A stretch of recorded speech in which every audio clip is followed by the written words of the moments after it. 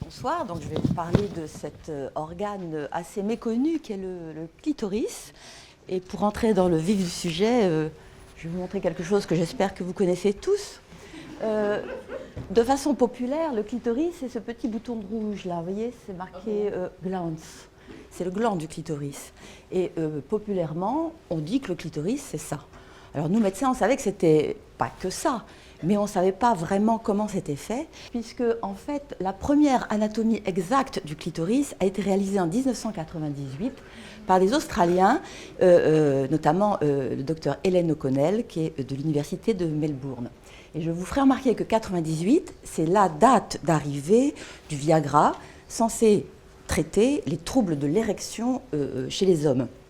Donc on ne savait déjà pas comment nous, médecins, était fait un clitoris, que déjà les messieurs avaient leur traitement pour leur dysfonction érectile. Ensuite, la première imagerie, la première résonance magnétique du nucléaire du clitoris, c'est 2005, c'est toujours l'équipe australienne.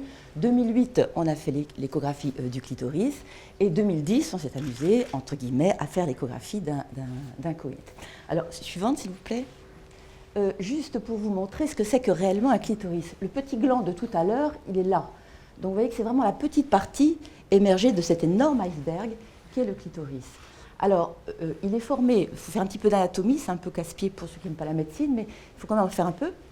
Il est formé d'une double arche de tissu érectile. Le tissu érectile, c'est du tissu qui se gorge de sang lors de l'excitation sexuelle.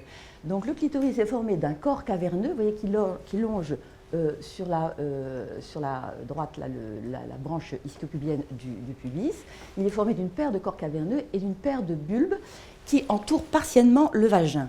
Le sommet de l'arche est très importante, puisque entre le vagin qui est en dessous et le sommet de l'arche se trouve l'urètre, et la zone d'intérêt sexuel lors du coït ou lors de toute pénétration vaginale va être cette double arche. Retenez bien la double arche parce que ça va être utile après. Alors, suivante. Voilà. Alors, on s'est aperçu en faisant des travaux d'échographie sur le clitoris que le clitoris est un organe mobile. Moi, je n'avais jamais remarqué que mon clitoris bougeait et je n'avais jamais remarqué que celui de mes patients bougeait.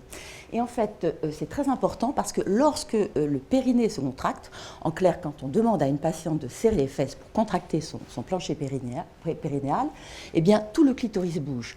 Or, en anatomie, jamais rien n'est gratuit. Si ça bouge, c'est que ça a une fonction. Et on s'est aperçu que ça avait un rôle important lors du coït, car lors de la pénétration vaginale, vous aurez une contraction périnéale réflexe. Lors des va-et-vient du phallus dans le vagin, vous allez essayer de contracter le périnée pour mieux sentir votre partenaire et pour retirer plus de plaisir et de jouissance. Et surtout, lorsqu'il y a une décharge orgasmique, vous avez des séries, des salves de contraction périnéale réflexes qui sont complètement involontaires.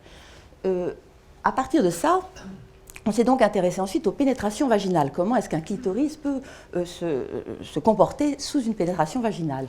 Et là, je vais vous montrer l'échographie d'une pénétration vaginale au doigt, si vous voulez. Alors, voilà. Retenez bien la double arche. Vous voyez, ces deux grosses choses-là qui vont et viennent au-dessus sont les corps caverneux de tout à l'heure. Les deux petites choses en dessous, ce sont les bulbes de tout à l'heure. Le sommet étant la double arche. On peut refaire? C'est agréable.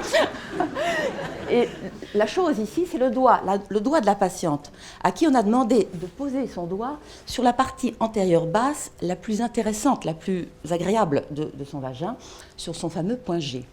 Et on lui a demandé de serrer les fesses. On peut refaire? Voilà.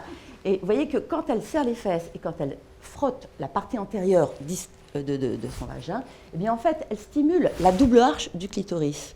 Donc, on s'aperçoit que finalement, ce n'est pas tellement idiot que ce soit agréable, puisque le clitoris interne est gorgé de terminaisons nerveuses qui font plaisir. Alors, on a essayé ensuite de reconstituer, de modéliser cette image. Là, on a mis un doigt.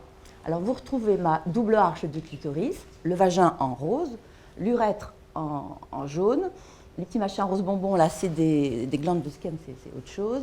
Et vous avez le gland qui est violacé, c'est par hasard. Alors, la stimulation, vous voyez bien que la stimulation va modifier la position du clitoris. Et ce qui explique que cette partie antérieure, qui est appelée point G, soit sensible, parce qu'elle est très débattue. Il n'y a pas de consensus là-dessus. L'urètre ne contient pas de terminaison nerveuse, elle contient des terminaisons nerveuses nociceptives. C'est un peu douloureux. Le vagin contient assez peu de terminaisons nerveuses. Donc le truc intéressant, c'est cette double arche qui est pleine de terminaisons nerveuses et qui réagit au quart de tour. Alors ensuite, on a fait une pénétration coïtale suivante. Alors en bas, c'est le monsieur et en haut, c'est la dame.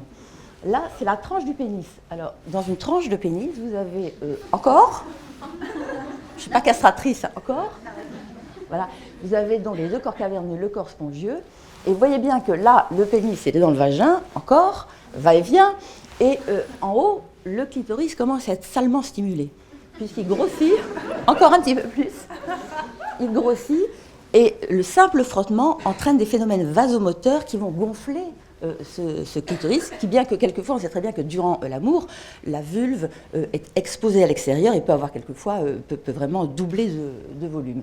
Alors on a refait ensuite la modélisation, voilà. Alors là c'est déjà du plus sérieux, c'est plus le doigt, c'est le pénis. Et vous voyez, le clitoris est quand même très très stimulé. Donc on s'aperçoit que finalement, lors d'une pénétration, il n'y a pas de pénétration, il n'y a pas d'orgasme dit vaginal, mais plutôt un orgasme d'origine clitoridienne, puisqu'en fait, le clitoris est stimulé. Alors, tout ça sont des petites recherches faciles à faire, mais pourtant, il y a beaucoup de résistance. Parce que nous sommes dans les domaines du tabou. Il n'y a pas beaucoup de recherches fondamentales en médecine sexuelle féminine. Il y en a beaucoup pour les messieurs. Alors, moi, je pense qu'il y a quand même un tabou d'ordre religieux, parce qu'on sait qu'une femme honnête n'a pas de plaisir. Et les hommes ont une certaine chance, parce qu'ils peuvent avoir des érections, éjaculer, faire un bébé en même temps. Donc, l'étude pour la faculté de médecine, pour la science, est légitime, puisqu'il s'agit de les aider à la génération future, à faire de la génération future.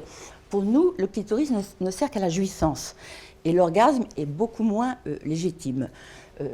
Second tabou, une résistance d'ordre psychanalytique, car l'orgasme est un phénomène cérébral sur un objet de désir. Et les psychanalystes, souvent, n'aiment pas beaucoup mélanger le corps, n'aiment pas mélanger le soma à la psyché. Ensuite, un autre tabou, le phallocratisme. C'est un ancien mot, mais qui revient à la mode, parce que moi, j'ai toujours entendu dire qu'il n'y avait pas de femmes qui jouissaient pas, mais qu'il n'y avait que des mauvais amants. Et ça, c'est vache de dire ça, c'est pas vrai. Parce que ça met la pression sur les hommes et ça n'aide pas les femmes à prendre en charge leur sexualité.